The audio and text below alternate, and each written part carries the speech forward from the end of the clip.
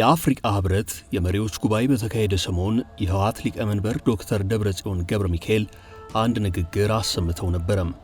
በትግራይ የተፈጸመውን ወንጀል አጣርቶ ያጋልጣል የተባለው የተባበሩት መንግስታት ድርጅት መርማሪ ኮሚሽንን በትግራይ ክልል ገብቶና ተንቀሳቅሶ ሁኔታውን እንዲያጣራ ፍላጎት እንዳላቸው ተናግረዋል። በአንጻሩ ምክትል ጠቅላይ ሚኒስትርና የውጭ ጉዳይ ሚኒስትር ደመቀ መኮንን የምርመራ እንዲቋረጥ ተማጽኖ አሰምተዋል። ታዲያ መርማሪ ቡድን ፍቃድ አግኝቶ ወደ ትግራይ ሲገባ ለህወሓቶች ራርቶ ለብልጽግናዎች ይጨክናል እንዴ የሚሉ ጥያቄዎች መነሳታቸው አልቀረም። በህወሓት ወገን የተባበሩት መንግስታት ድርጅት አጣሪ ኮሚሽን በስፍራው እንዲሰማራ ብርቱ ፍላጎት ያለ ሲሆን የፌዴራሉ መንግስት መርማሪ ቡድኑን የሚቃወም ረቂቅ ሰነድ መላኩ ተሰምቷል። የፌዴራሉ መንግስት መርማሪ ቡድኑን የሚቃወም ረቂቅ ሰነድ መላኩ የተሰማ ሲሆን ከህወሓት በኩል ግን ተመሳሳይ አይነት እንቅስቃሴ የለም ተብሏል። በተከታዩ ዝግጅታችን ይህንን ሰፋ አድርገን እንመለከታለን። አብራችሁን ቆዩ። የጄኔቭ ጉባኤ ለኢትዮጵያ ባለስልጣናት እጅግ ወሳኝና አስጨናቂ ነው ተብሏል። ለህወሓቶችም ተመሳሳይ እንደሆነ እየተነገረ ነው። ህወሓቶች ግን እንደ ፌዴራል ባለስልጣናት ያስደነገጣቸውን ጉዳይ ይፋ አላደረጉም ተብሏል። እንዲያውም ሊቀመንበሩ ዶክተር ደብረጽዮን ገብረ ሚካኤል በቅርቡ ባወጡት መግለጫቸው መርማሪውን ቡድን ግፋ በለው ብለውታል። ትግራይ መሬት ላይ ግፍ ተፈጽሟል፣ ይጠና ይጋለጥ ባይ ናቸው። መርማሪ ቡድን ይግባ ሲሉ የትግራይ ህዝብ እንዲያምናቸው በመፈለግ ነው ሲሉ የህወሓቶችን ጉዳይ የሚተነትኑ ይናገራሉ። በእርግጥም የትግራይ ሴቶችን የደፈረው ብሎም ዘር ማጥፋት የፈጸመው የኤርትራ ወታደርና የአማራ ታጣቂ እንጂ ህወሓት አይደለም እንዲሉ ነው ብለዋል።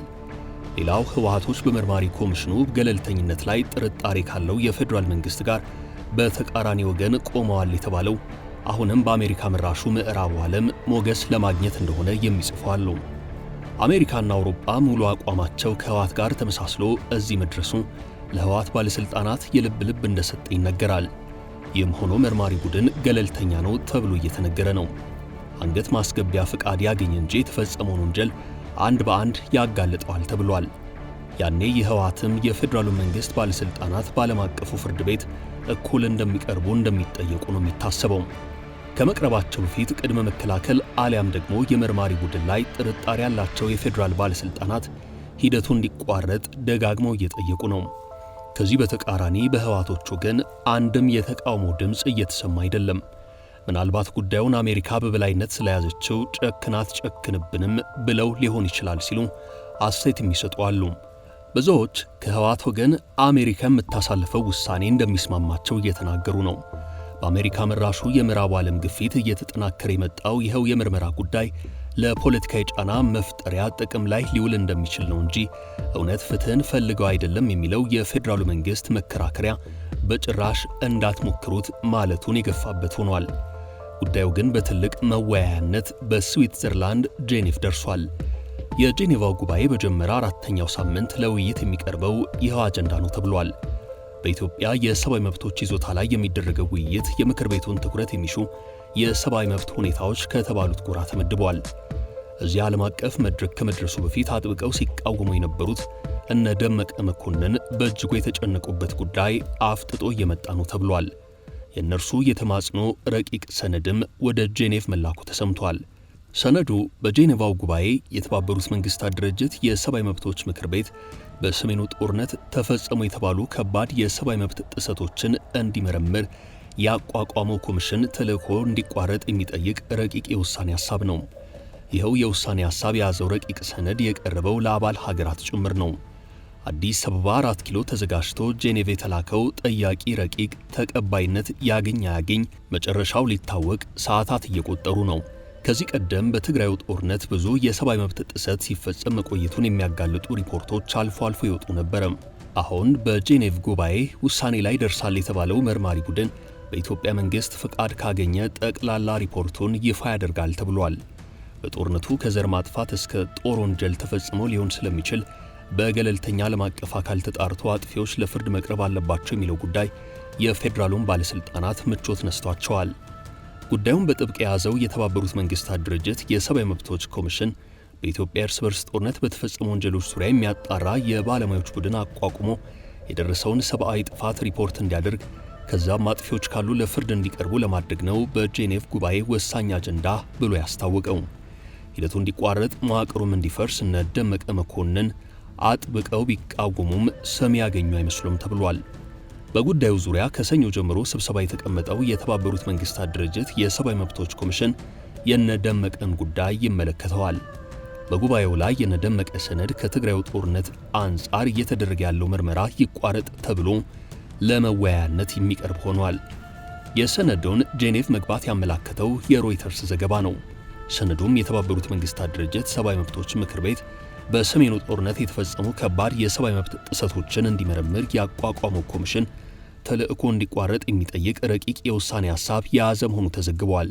በሰሜኑ ጦርነት ሴቶች ተደፍረዋል፣ በርካቶች ተገድለዋል፣ ተፈናቅለዋል፣ የዘር ማጥፋት ወንጀል ተፈጽሟል፣ ሕፃናትም ጭምር በጦርነቱ ስለተሳተፉ ጦር ወንጀል ተፈጽሟል በሚል ነው የተባበሩት መንግስታት ድርጅት የሰብአዊ መብቶች ምክር ቤት የራሱን የባለሙያዎች ቡድን አቋቁሞ የማጣራት ስራውን ጀምሯል የተባለው።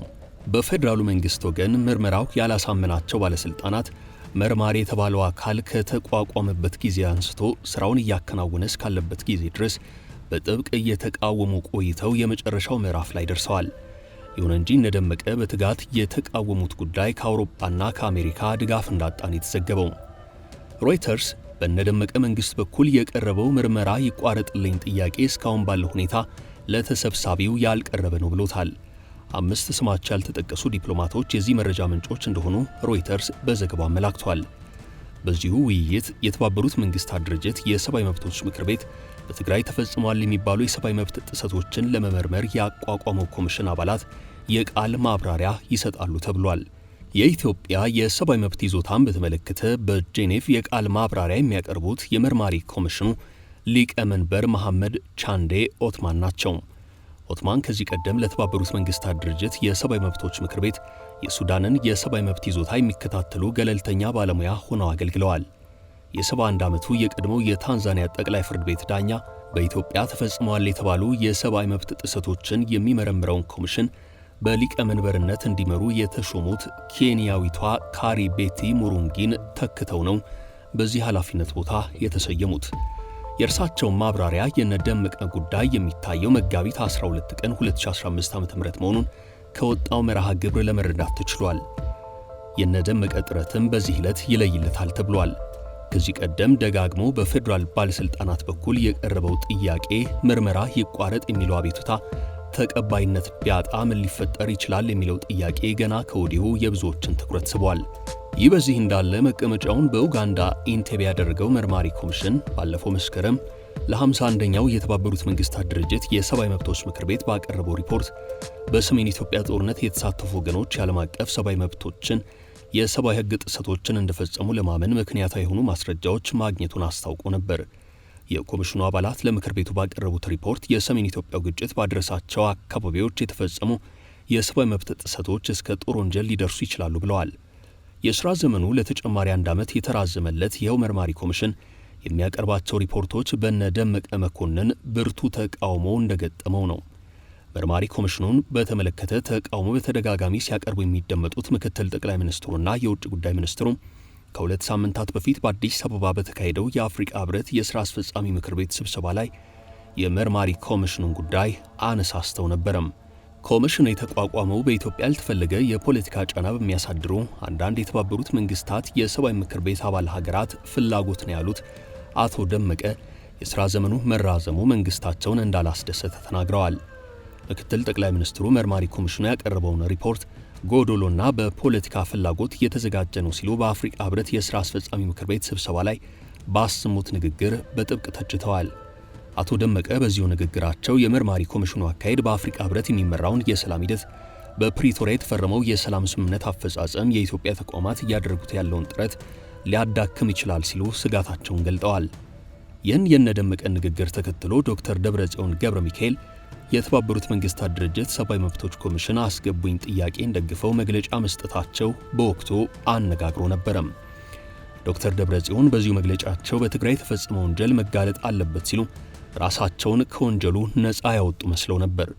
አንዳንዶች መግለጫውን የዶክተር ደብረጽዮን ፉከራ ሲሉ ተችተውታል።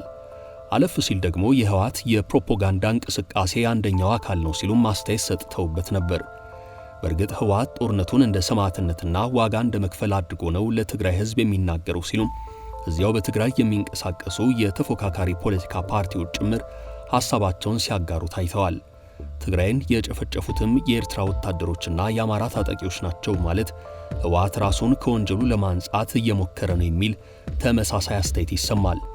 አሁን ከዚህ ሁሉ ሽኩቻ በኋላ ሁሉም ነገር ሊገላለጥ ሰዓቱ እየቆጠረ ነው ተብሏል። አበቃን። መልካም ጊዜ ተመኘን።